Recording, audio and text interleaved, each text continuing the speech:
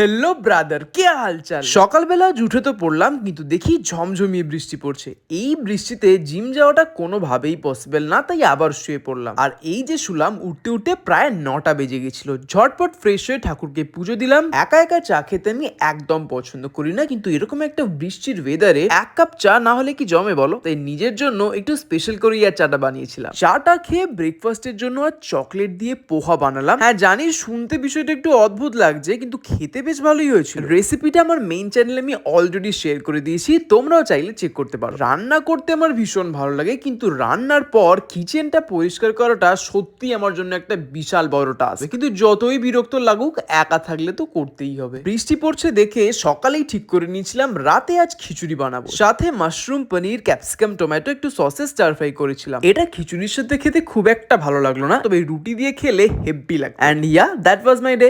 আজকের মতো টাটা।